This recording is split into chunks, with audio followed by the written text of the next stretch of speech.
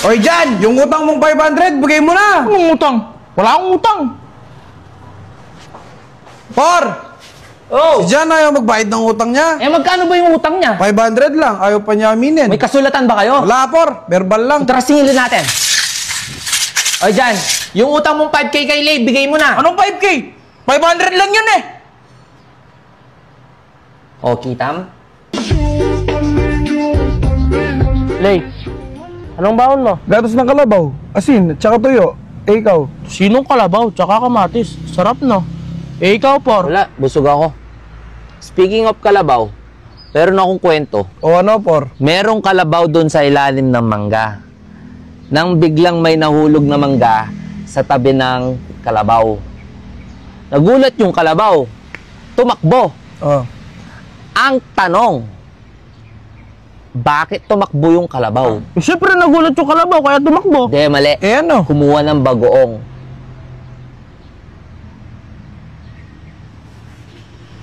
Kaya pala nawawala yung bagoong namin?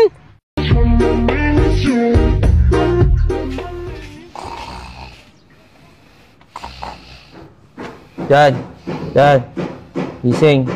Tatanong ko lang kung anong oras kita gigisingin. Por! Sasahod pa ba kami? Ano sahod? Pera, Por. Kasi ilang buwan na kami hindi sumasahod. Eh di ba trabaho lang hanap nyo? Oo, Por. Kung sana pera yung hanap nyo, eh di sana may sahod kayo ngayon. Ay. Sinong tanga dito? Tayo.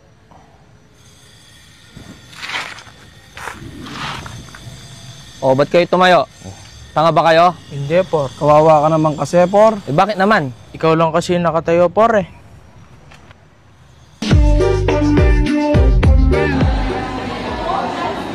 Ayun sa inyo.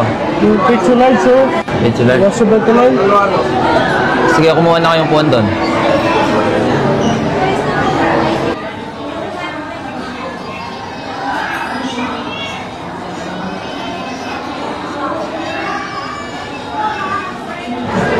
Bakit kulang ng isa?